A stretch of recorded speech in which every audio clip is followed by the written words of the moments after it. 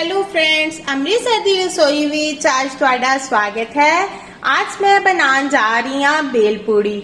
जिहड़ी मैं भेलपुड़ी बनाने जा रही हाँ वो मैं बहुत ही ईजी मैथड नाल बना रही हाँ। तुसी मेरी वीडियो शुरू तो लैके एंड तक जरूर देखना और तुसी लाइक शेयर ते सब्सक्राइब भी जरूर करना और कमेंट करके दसना कि तुहानू साडी ये रेसिपी किस तरह दी लगी।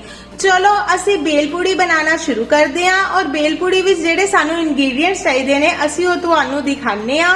देखो मैं सब तो पहला लिया है पफ्ड राइस, फिर मैं लिया प्याज, उसनू मैं छोटे छोटे पीसेस विच कट लिया है। उस तो बाद लिया है मैं कुकम्बर, उसनू भी मैं छोटे छोटे पीसेस विच कट लिया है। उस तो बाद लिया मैं हरी मिर्च, उसनू भी मैं छोटे छोटे पीसेस विच कट लिया है, ऑप्शनल है। उस तो बाद मैं लिया इमली दी सॉस। इस दी जिहड़ी रेसिपी है मैं इस दी वीडियो अपलोड कर दी है, तुसी उसनू देख सकते हो। ये मैं लिया चाट मसाला और ये मैं लिया पीनट्स, ये मैं हल्दीराम दे लिया, तुसी किसी भी ब्रांड दे ले सकते हो।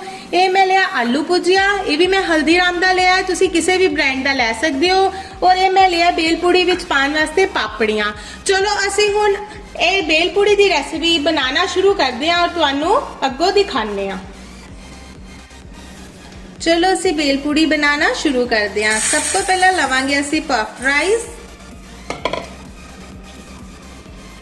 उस तो बाद लवांगे असी प्याज, कुकम्बर, हरी मिर्च, सब कुछ असी इस दे विच मिक्स कर देवांगे। तुसी चाहो तो इस तो इलावा तुसी टमाटर वगैरह भी छोटे छोटे पीसेस कट के इस विच पा सकते हो और तुसी हरा धनिया भी इस दे ऊपर गार्निश कर सकते हो, ये ऑप्शनल है। उस तो बाद मैं लवांगी इस दे विच चाट मसाला।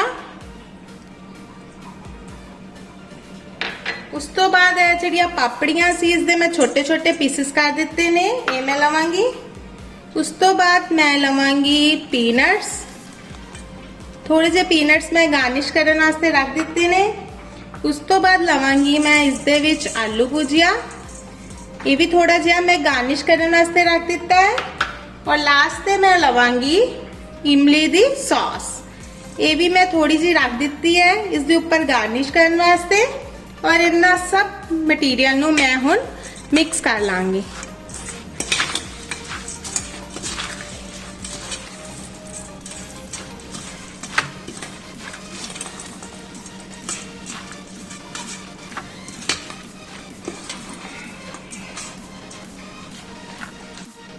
तुसी देख सकते हो कि साडी भेलपुड़ी बन के बिल्कुल तैयार हो चुकी है।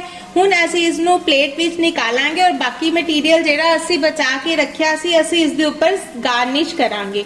चलो असी हुण इसनू प्लेट विच निकालदे हां। तुसी देख सकते हो हुण जिहड़ी इमली दी चटनी असी रखी सी वो मैं इस दे ऊपर गार्निश कर रही हां।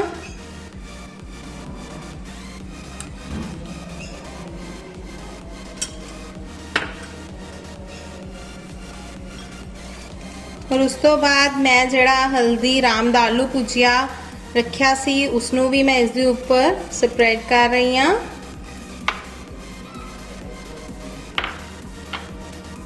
तुसी अपने बच्चों नू ए जरूर बना के खिलाना, उन्हां नू घर दी बनी भेलपुड़ी बहुत टेस्टी लगेगी। देखो साडी भेलपुड़ी बन के बिल्कुल तैयार हो चुकी है। अगर तुहानू साडी रेसिपी अच्छी लगी तो लाइक शेयर ते सब्सक्राइब करना ते कमेंट करके भी दसना कि तुहानू साडी भेलपुड़ी दी रेसिपी किस तरह दी लगी।